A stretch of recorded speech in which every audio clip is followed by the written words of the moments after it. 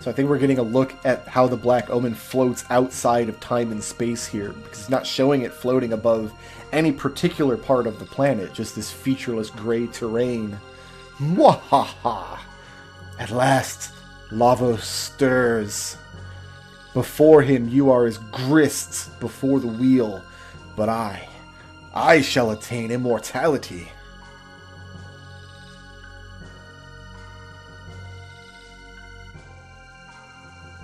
So, what she's saying is as long as Lavos, even though we've eliminated the Black Omen now, as long as Lavos persists, some form of the Queen will also persist. Which is what she's been after all along. And here, even in this formless, timeless nether space, Lavos still emerges.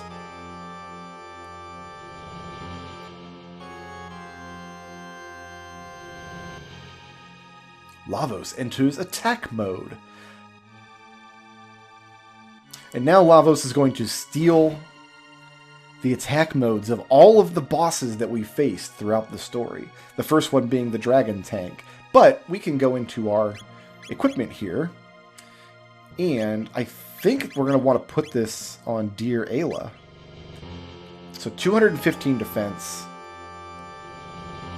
And it reduces her magic defense by 10 because she doesn't have the Zodiac Cape. But it also, the Prismatic Dress, has a special ability that just reduces all magic damage by 1/3 across the board. So I do think the Prismatic Dress is the best thing we can do for her.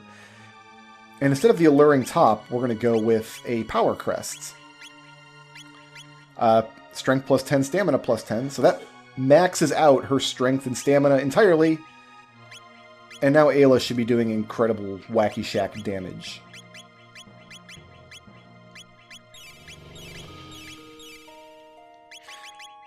So the nice thing about fighting like the dragon tank and stuff again is that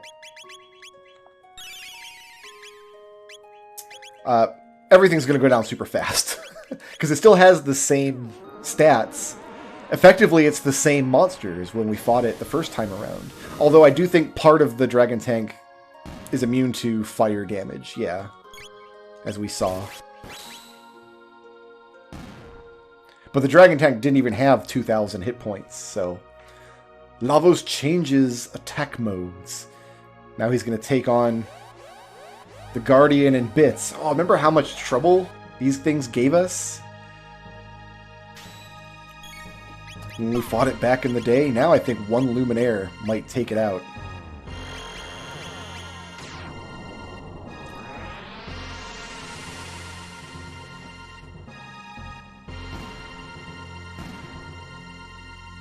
Breakdown. Yeah, that was it. Lavos changes attack modes.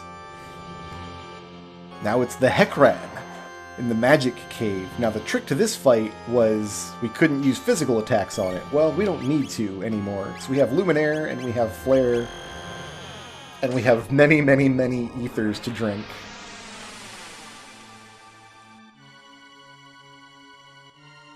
Lavos changes attack modes.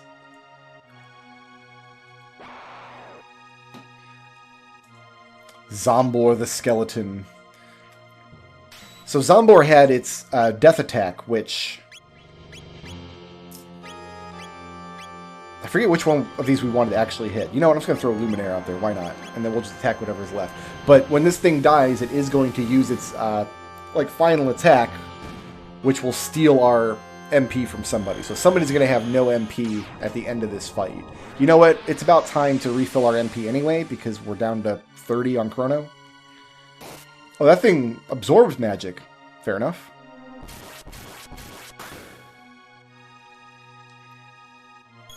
Alright, you like physical hits? Here they come. Here's the MP Buster. Took it from Luca. That's... I guess it doesn't really matter, because we have all the ethers in the world. Ah, it's the combined Maza and Mune, from which we got the magical sword. Yeah, let's throw a couple of high ethers out here.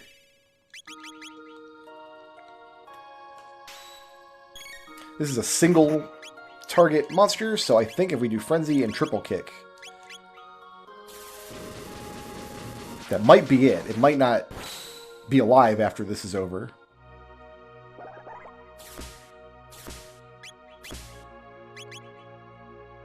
Yeah, Lavos changes attack modes yet again.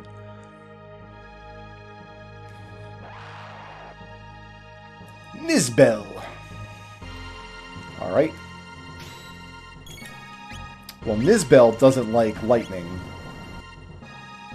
Oh, no, we have to hit him with a regular, like, just lightning spell first to lower his defense. Defense lowered by electric shock, then we'll triple kick him. That should raise his defense again. Or maybe not. Looks like it didn't. He's susceptible to flare, though. I think we were using Robo the first time around. Oh yeah, susceptible to flare. And if we frenzy him and then triple kick him again before he releases that lightning energy. So this kind of serves two purposes. Like, first of all, it shows you how much more powerful you are. Who's this guy? I don't remember him. You get to, like, see how much more powerful you are at the end of the game, fighting all the bosses again. But also, like, all the bosses had, like, their own little gimmicks and attack modes and things. Like, do you remember how to fight all the bosses? Like, this is Magus. And Magus had, like, he changes his defense as he goes through the fight. Like, whatever spell he uses, he will change his barrier change, and then hopefully he'll use lightning or fire. Looks like he went with ice. Let's hit him again. See if he changes to fire. He changed to ice again. So it's a little obnoxious that we can't do damage to him with most of our characters. But 162 damage, that was good damage against Magus in that first fight. Like, I would have been happy to see 162 damage hitting him with the improper barrier.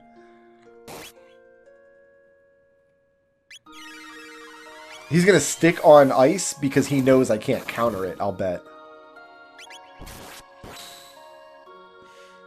Whatever, I'll nickel and dime him. Oh, nope, he switched to fire. That's not smart. Not smart, my friend. If there's one element you did not want to use...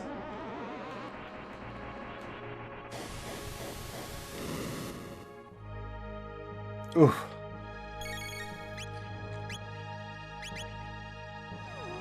And this should get him to the second phase of his fight where he no longer has... where he can lower his defense to try to cast a spell, then we just burn him down. Lavos begins casting a spell. So we're going to Frenzy, and we're going to Triple Kick, and that should be it.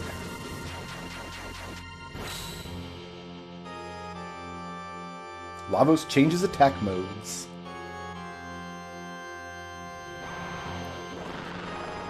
Azala and the Black Tyranno.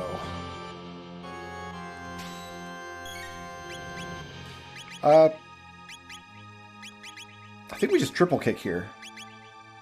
Maybe we can try Gatling Kick. Why not? It's fun to look at once in a while.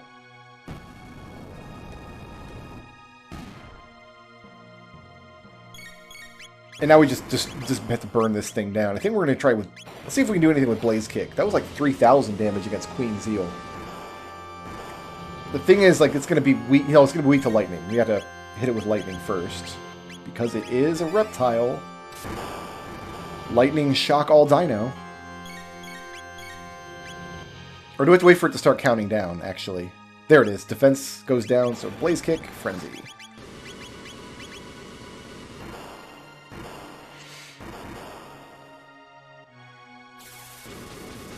Because remember, the Black Tyranno will count down and eventually release its, like, super attack, but it's got to count down from 5, and I think we'll have it dead before then.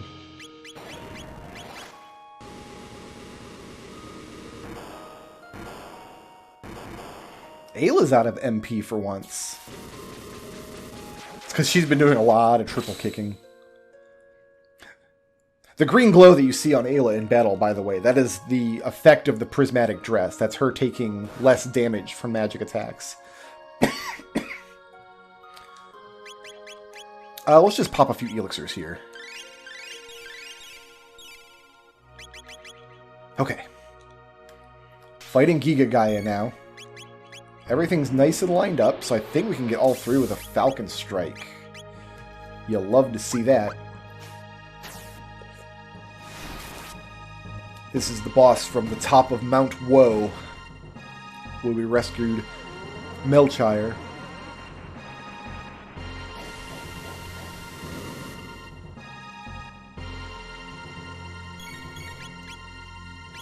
And you know what? I like this blaze kick. I think we're just going to keep it going.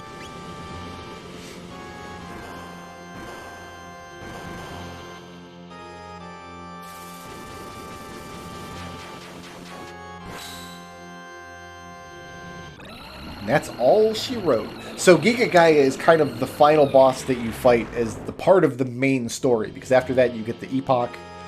You end up going down into the Ocean Palace. And all of the bosses we fought after that during the Fated Hour. But now we just fight Lavos. And this is why we want the Prismatic Hats, because that damage from that attack is massive. In fact, I'm going to chew a Lapis.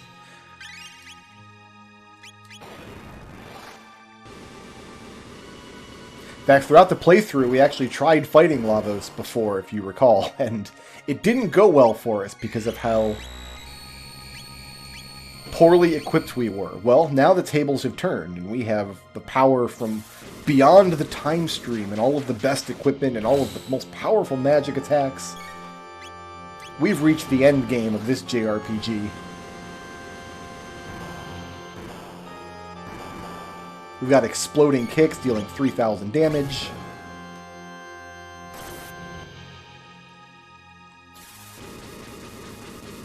And all that's left between us and victory is taking down Lavos. Which we just did. Excellent. We win. Game over. Thanks for watching.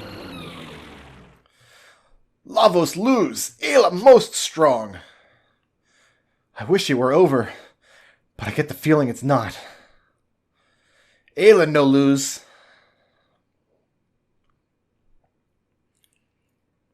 So we have gone into the shell of Lavos. We're okay, right? Lavos smell gets strong. Gross.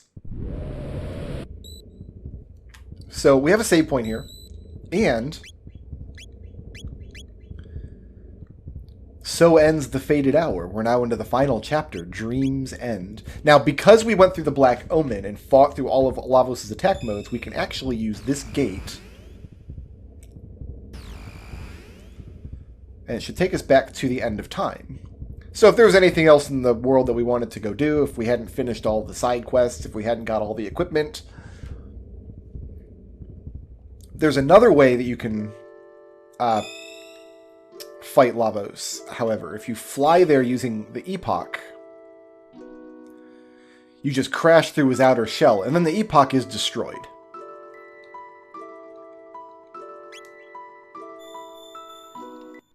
And if you go into Lavos that way, you don't get this gate to come back out, because there's no way to save the Epoch in that case. So this is just a nice little convenience gate, so you can warp in and out of Lavos if you want to. And of course, you could have used the bucket to come straight here and skipping the entire Black Omen if you really wanted to. But now this scene has changed a little bit since last time we've tried using the bucket. It is the day of the Cataclysm. No way!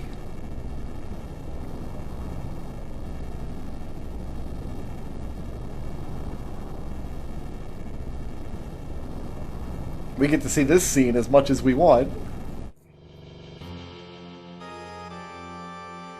It's weird to think now that the year 1999 was actually in the future when this game came out. Oh my. But when we approach Lavos, I wish it were over, but I get the feeling it's not. There's already a hole in its shell.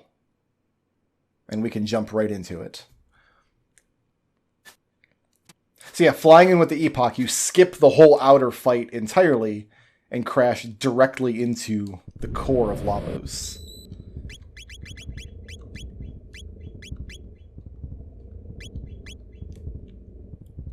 Let's go finish this up.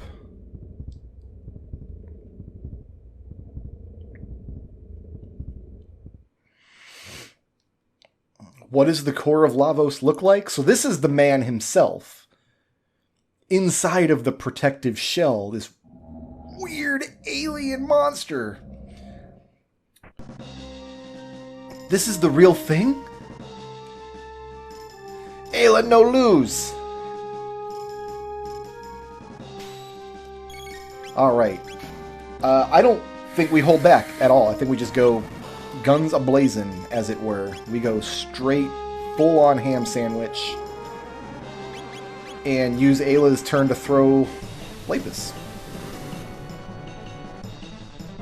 Keep our HP nice and high. Oh no, I think we want to use Ayla to attack the head. So our magic attacks are going to destroy the arms. Oh, the final battle music. Just amazing. Just outstanding. Continue to flare. If this flare kills the arms, then we'll switch to Frenzy on Chrono. It did not. So we're going to stick to Luminaire. Okay, it must be that the head's not going to take any damage until these arms are dead. So we'll take out the arms first.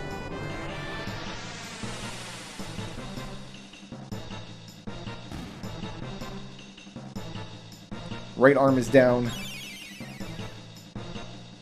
The left arm can revive the body, but it's still alive, right? Disables status ailment immunity. That's probably not good. I wonder if that actually means that he can be attacked by status ailments now.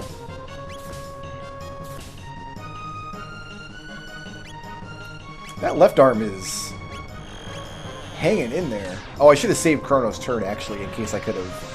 Because if the arm drops here and I can damage the head, I will have wanted to do Frenzy instead of... oh, yeah, I can do this, though. Good old Blaze Kick.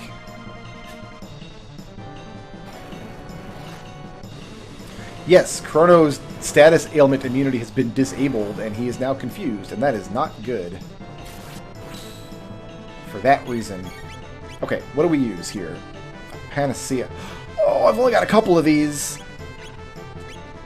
I wasn't aware that I would need them.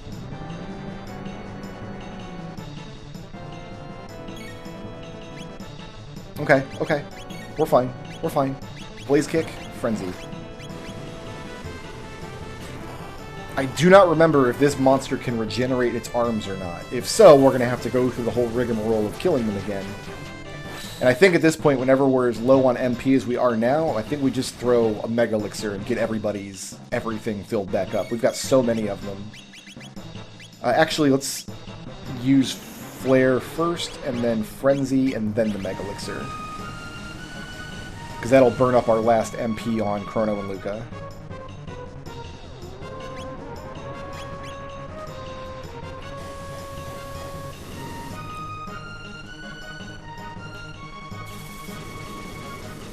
Yeah, that's a little bit more of an efficient way to do it, because they still had MP to sit on. In fact, Luca had another flare in her still.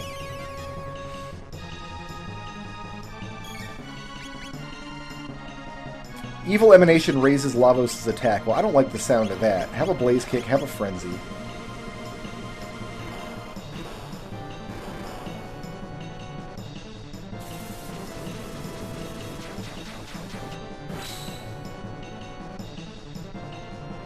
Something about how the monster flashes after that Frenzy's final hit. Like, it's not just the head or the body we're attacking, but the whole, like, weird tentacle pipes reaching out to the outer shell are all flashing when we deal damage. Oh, that's it. We must have killed it. Now, see, now it's turning white. Disintegrating. What is this now?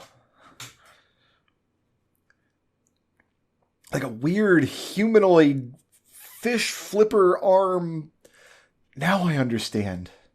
It lives on a planet for as long as possible, selecting the most desirable life forms, allowing them to advance, and then harvesting their DNA. The young it gave birth to on Death Peak must have all that DNA. Eventually they'll migrate to other planets and repeat the cycle. So there are thousands of Lavoses out there just infecting The whole universe. It's a parasite, sleeping within the earth all this time, stealing all our progress. Ayla no run. Hate lose. Hate run more. Impossible. You can't toy with an entire world and think I'll let you get away with it. Ayla no lose. This Ayla home. Not Lavos home. Lavos lose.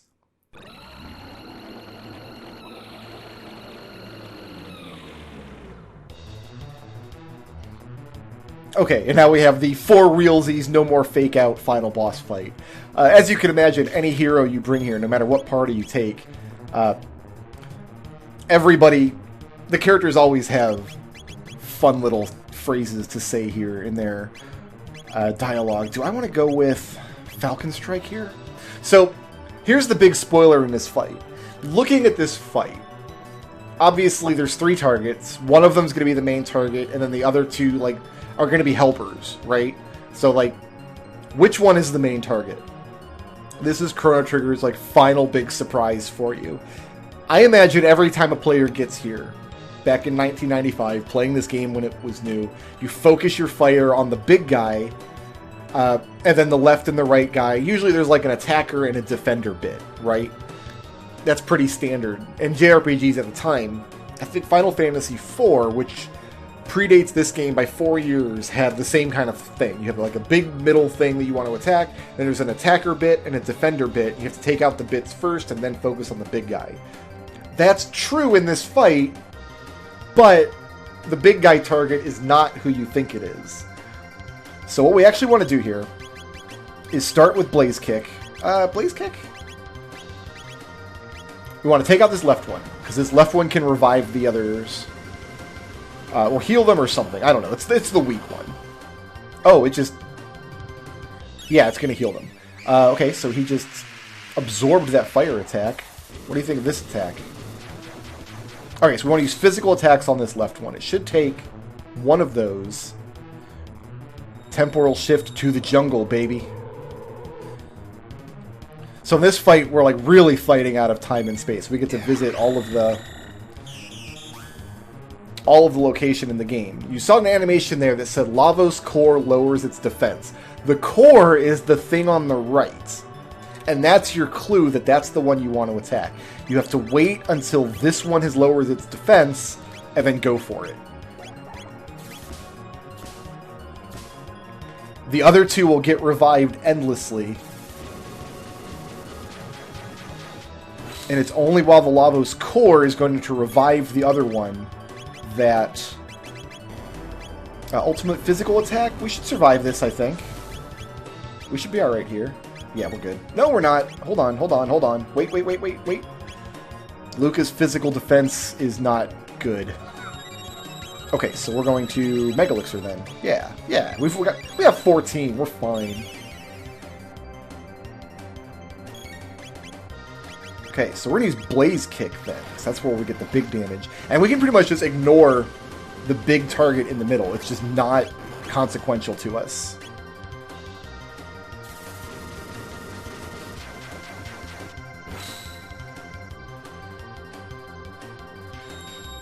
And there, now he resurrects the Lavos pods. So the thing in the center is actually one of the Lavos pods. If one Frenzy takes down the left pod, that's actually really good for us.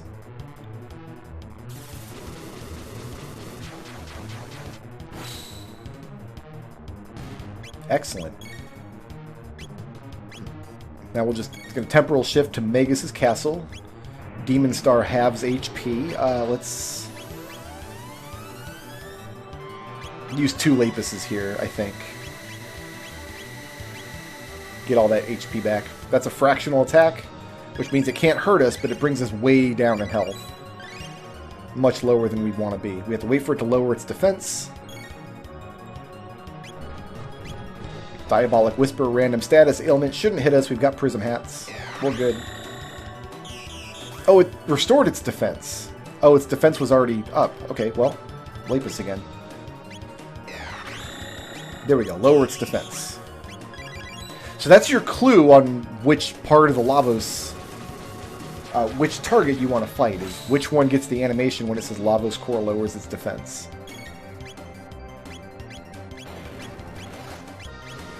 I don't remember if that actually got us when we were kids or not. I don't remember having much trouble defeating this boss as a kid.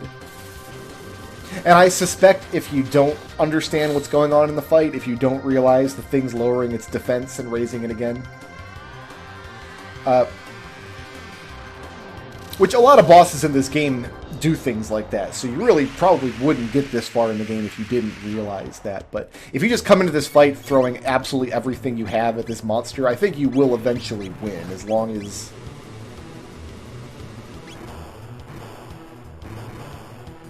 as you don't literally die. He's now time traveled us to the far future, it looks like to a junkyard. Okay. There's Resurrects, so I think we want to throw out another Mega Elixir here before long. So we get that big physical hit attack. We'll do this. Yeah, I think we'll see two people. Actually, in this case, I think everybody would die if he did his ultimate physical attack right here. So the thing's defense has not been restored, correct?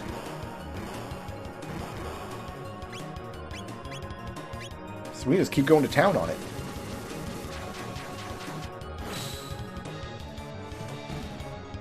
And that's it.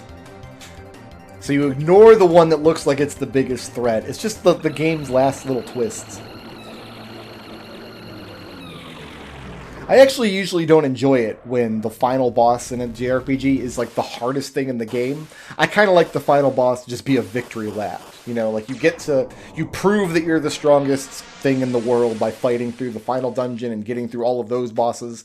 I like the final boss to just be a big, spectacular fight that you're not really in danger of losing and doesn't really engage in like a gotcha where you can get a game over because you weren't paying attention or something.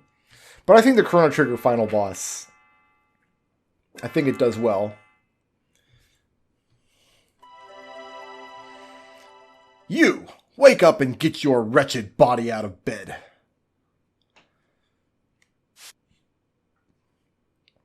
Your stay of execution has been withdrawn. You will accompany us to the castle now, where we will carry out your sentence. Stay of execution? Aw, man, I thought we dealt with this already. We've been searching high and low for you, Chrono. Where did you take my daughter? Daddy, no! Chrono hasn't done a thing. My daughter says Chrono has done nothing. What do you think of that, Chancellor? If I may speak freely, Your Grace, I think your daughter is quite clearly delusional. Chrono's deeds have impacted the entire kingdom. The Chancellor, too? What's the matter with you? Please, just listen to me. There's a reason I've been gone. You see, we had to... Save the future? What?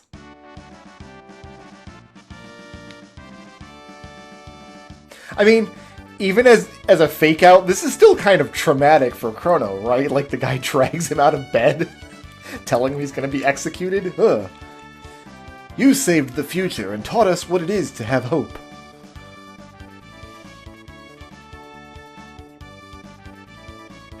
You defeated Magus' troops and restored peace to the realm in the year 600.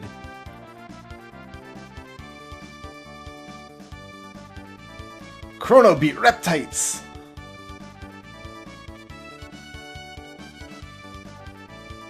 What's going on? Why are you all here?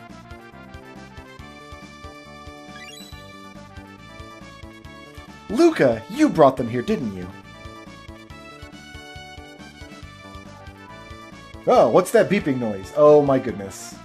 My computer's restarting. Windows updates. Oh, don't do that. You undertook quite a daunting mission. These past and future members of our line told me all about it. Members of our line? You mean these people are my ancestors and descendants? Here I was fussing about rules when you were off protecting our kingdom and the life of the entire planet. I believe a victory parade is in order. Tonight we celebrate you, the hero who saved the world. Now, Nadia, why don't you go and enjoy the last night of the fair? I kind of wish that the king would knight Chrono here. I think that would have been a nice touch. I don't know if there still are, like, is knighthood even a thing in this time period, but... Come along with Chrono, our hero!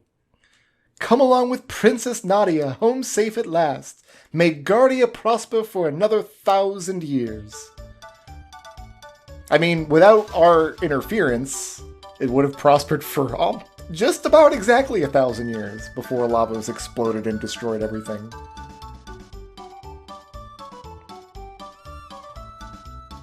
I kind of love how thick they lay on the celebration at the end of this game.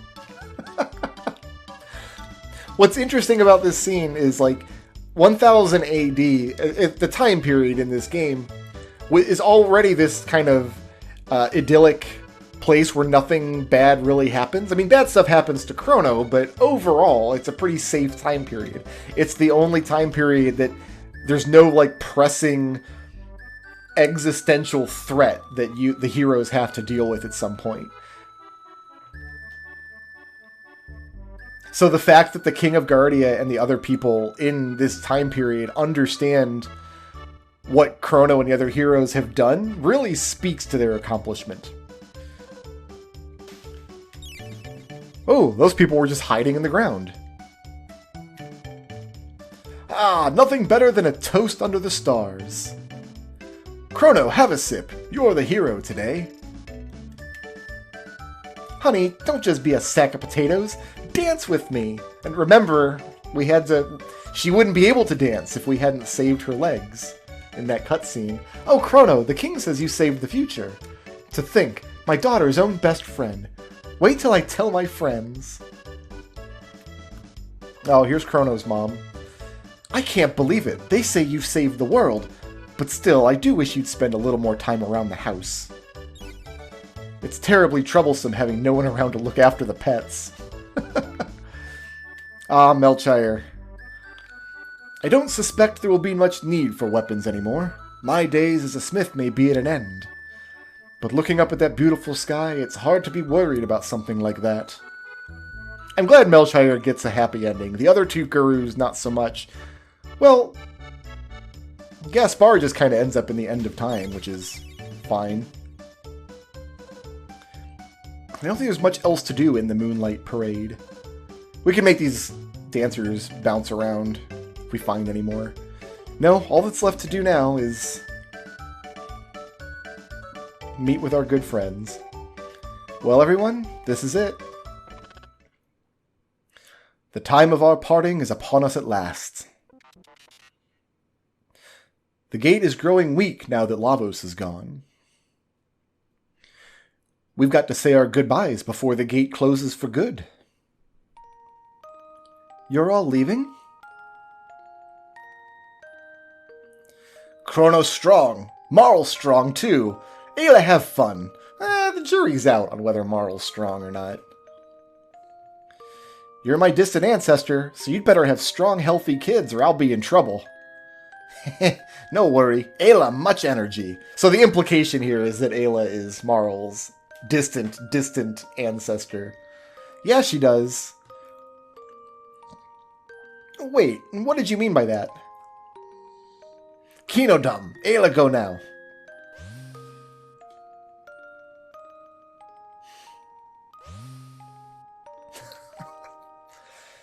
Exuberant folk, and to think, we may all have descended from them. Well, your majesty, Queen Lean awaits. We too should take our leave.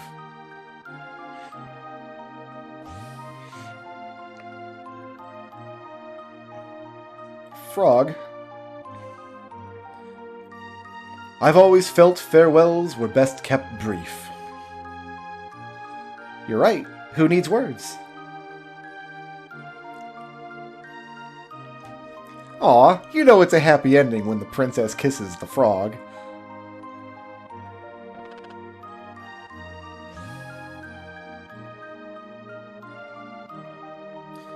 So there's a brief diversion here, because the ending can play out a couple of different ways depending on what you do during the game. When you go to confront Magus in Antiquity after coming back from the Blackbird, we chose not to fight him. And Frog put away his sword and said, killing you won't bring Chrono back. And that caused Magus to join our party because he wanted to get revenge on Lavos. He's accomplished that now. So in this timeline that we've repaired, Magus lives. However, alternatively, we could have chosen to fight Magus. And if you do that, Frog fights Magus in a one-on-one duel, and Frog kills him. And as he dies, Magus points you in the direction of speaking to Gaspar, who then puts you on the storyline of how to revive Chrono, which we did on Death Peak. In that timeline, Magus dies, and the curse on Frog becomes broken in this ending. So Frog's ending is a little different based on what happens here. And obviously, if you kill Magus, Magus doesn't have an ending. He's not here at all. So, you're going to search for Shala? He's just done with us. He doesn't feel like he has to explain himself to the riffraff. Luca, I will keep working hard in the future. What's wrong, Luca? Aren't you going to say goodbye to Robo? So, you realized. Realized what? Robo was born in a bleak future. When we defeated Lavos, we changed history. The world will never be ruined now. Robo may not exist in the new future. Haha, do not be ridiculous. The new future will certainly have a place for me. Darn it, Robo! Don't pretend you don't care when you're really sad. It just makes things worse. You are the one who taught me to consider the feelings of others in that manner, Luca. I'm grateful for that. Don't cry, Luca. I'm sure Robo will still be built in the new future. So what they're worrying about here is that, changing the past is like Biff Tanner finding the almanac and erasing the future that they knew and replacing it with something worse. That was their goal in this game, because it was the inverse of that. The future was terrible and they wanted to replace it with something better. But Robo was built in that bleak, terrible future, built by the Mother Brain for the explicit purpose of destroying humanity, we found out. There's not going to be a Mother Brain who wants to destroy humanity, so Robo won't exist. At least that's the theory.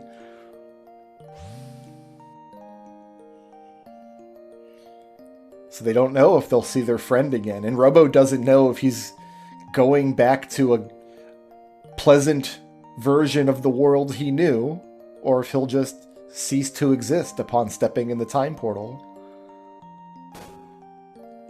Caution! Oil has occluded my vision sensors. Sight diminished.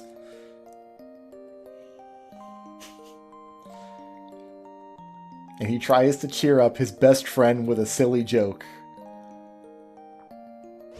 Robo is the friend we all deserve. Do you remember that talk we had? You mean about whether our lives flash by before we die? Yeah, I get the feeling that that entity is finally at rest too. Yes, I feel it too. It's awfully easy to mess things up traveling through time. We should probably dismantle the epoch, shouldn't we? We'd never be able to see any of the others again, though.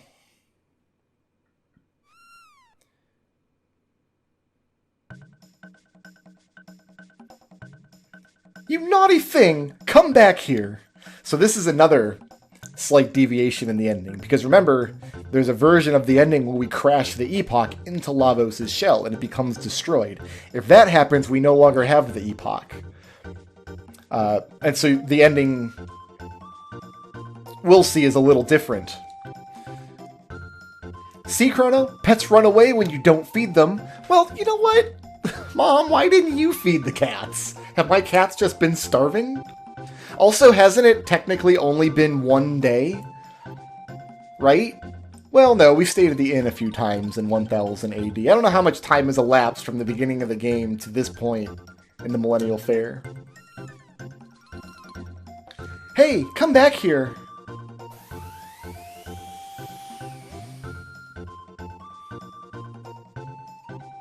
Oh no! Chrono, that gate will never open again! He's like, fine, my house now. Well, it looks like we have no choice but to go after them. Go after them? But the gate's already... Luca, you don't mean... We still have a time machine! And of course, if you don't still have a time machine... I don't remember what they do, actually, if they don't have the time machine. Maybe Chrono's mom doesn't jump into the time portal if that's the case. Oh, there you are, Princess. His Grace is looking for you.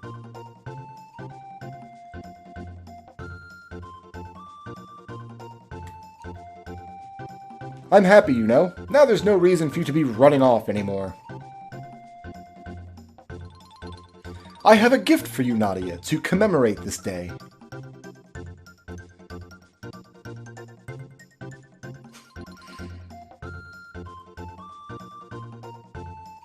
This is Nadia's bell. It will ring out across the land.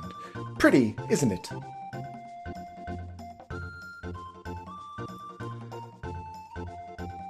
Nadia, could you and...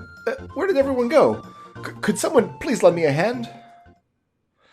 Thanks for the gift, but I have places to be.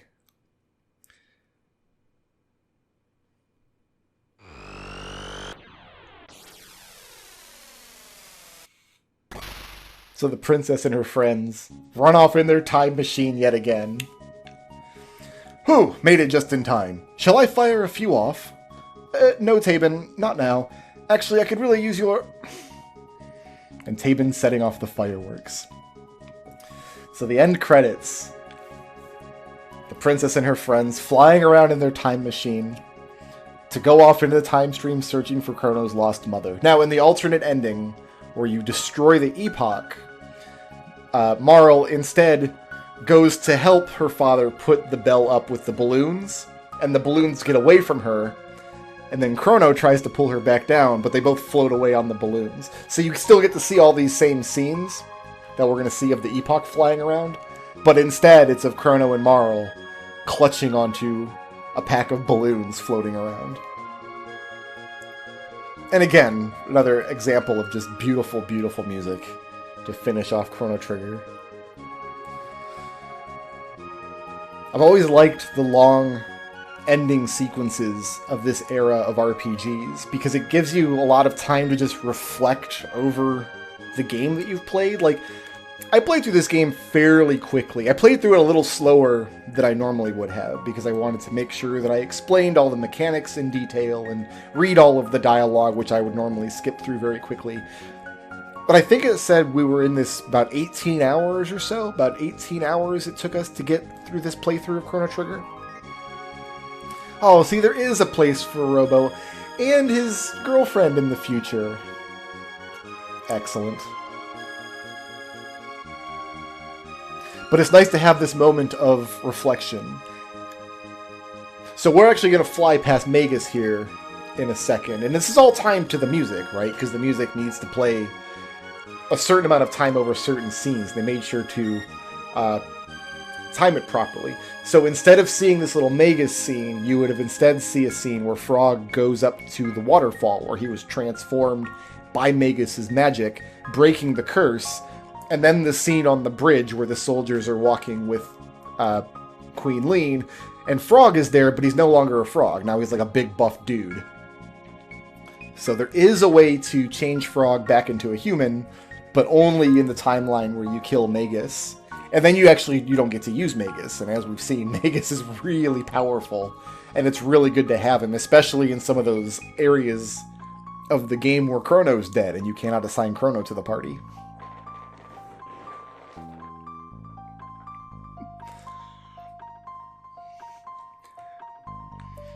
But it is really nice to have time to just reflect on the game you've played. And it's nice anytime you get an RPG, it's nice to have a send-off to all the characters. It's nice that they took a moment and have a proper farewell to all of our party members and some of the other important characters in the game as well. Not every RPG does that, but Squaresoft back in the day was really good about it, particularly in some of the Final Fantasy games.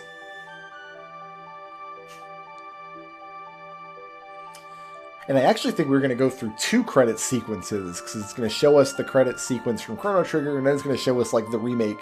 Oh no, the remake staff's right here. Okay, that's fine.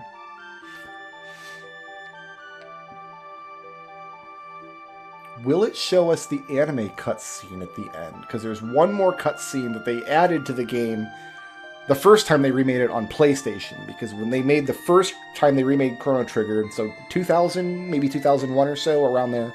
No, earlier than that. I want to say 1999 or 2000. A sequel to this game called Chrono Cross was in development. And there are some plot threads that tie this game into Chrono Cross. I don't like Chrono Cross. I actually think it's a pretty bad game. And the story of it is also kind of... ugh. It's definitely not high-tier, big caliber gaming like Chrono Trigger is. It's not. I don't consider it like one of the classics.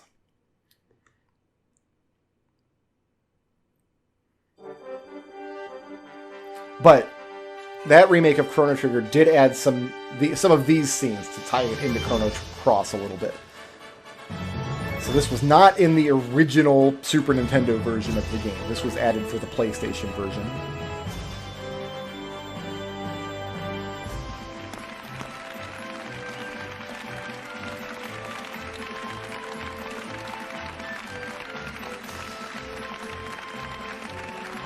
It's nice to know that Chrono refuses to tame his wild hair even on his wedding day.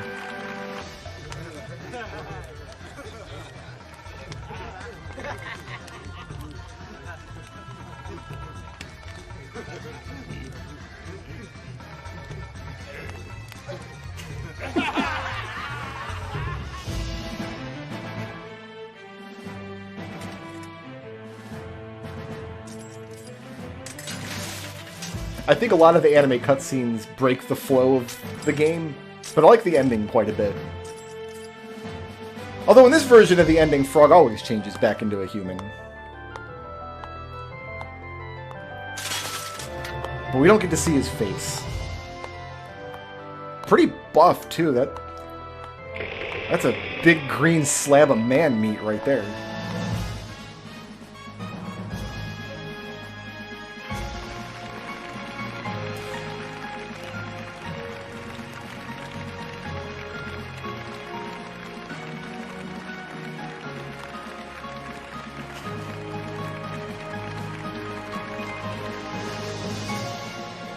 I'm also not a big fan of this animation style, I guess. The scene is nice, and the music is nice, but even as anime goes, this particular art style is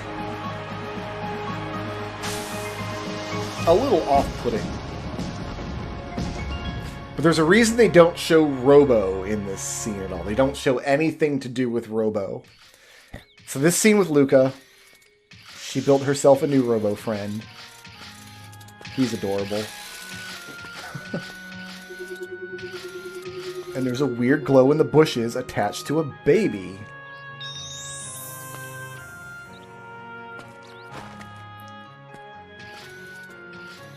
So in the story... remember, none of this happened in the original game. The original game was over at this point. But the story goes that Luca finds this baby in the bushes... and she starts an orphanage. And the baby grows up to be a girl named Kid. And Kid is one of the principal characters in Chrono Cross. And it turns out that Kid is like a reincarnation of Shala. What I don't like about Chrono Cross, how it starts, is... and there's another anime cutscene I think we can unlock if we were to do some of the post-game stuff. But... like, a villain destroys Guardia, and it's heavily implied that Chrono and Marl and Luca are all just murdered by this, one of the principal villains of Chrono Cross, who you end up fighting, one of the bad guys. It's like, man, that's just a really inauspicious way for these characters to end. These characters who've gone through the time stream and mastered magic, and they just get killed off screen by some random villain before the sequel. And then Robo, like, he does get built in the future, but then, like, his brain gets put in this giant computer whose job is to monitor all the time streams or whatever, and he ends up getting killed or corrupted in some horrible way. It's like every character from Chrono Trigger gets a horrible, horrible ending if you tie it into the Chrono Cross story. So, I think the wedding scene is fine. I think the scene where Luca finds the baby, because the baby's obviously Shala, a reincarnation of Shala. She has the pendant. I think that's really cute. I like to pretend like that's the ending, and that Chrono Cross doesn't exist, and that none of my favorite characters die terrible off-screen deaths. If at all possible. They just actually released a remake of Chrono Cross. Not a remake, they just ported it. The difference between a remake and a port is that the remakes have a lot of love put into them, like this one, where they update all the graphics if they can, and they make it a lot better. They'll give it a modern localization if they have the resources, whereas a port is they'll just take the game that they have and just make it playable on some new system. But I did not play the new re-release of Chrono Cross. I'm not interested. And then that was it. That was the end of the series. There was some murmurings in the years since that there were going to be more Chrono games. I think at one point the company actually registered some domain names that got people's hopes up. So this would have been about 2004 or 5 or so, thereabouts. And that ended up leading nowhere.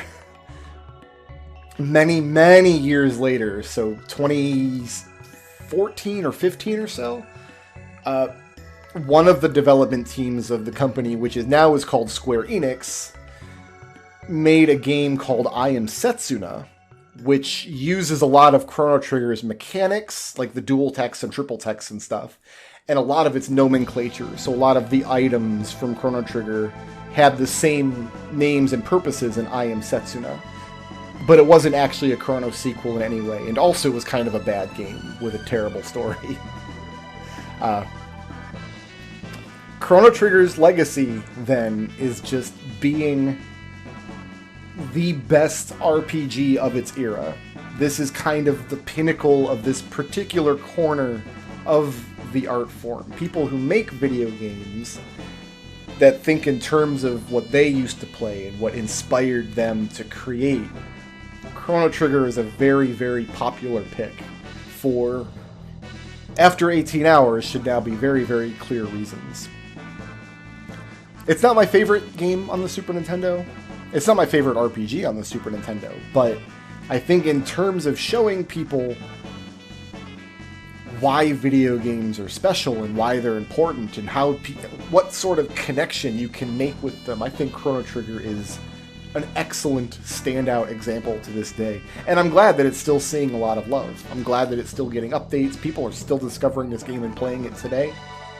It makes me really, really happy. In fact, I just saw today one of my favorite YouTubers had started a Chrono Trigger series. So I'm going to celebrate ending my Chrono Trigger series by watching someone else's. I don't know how much longer these credits go. We're pretty deep into the corporate executives of every branch of Square Enix at that point. But yeah, I'm glad that everybody was able to come on this journey with me. Mom, if you made it, I'm glad you came along with me as well. Sharing Chrono Trigger with people who have not seen it is like sharing the best Beatles album with somebody who has not heard it.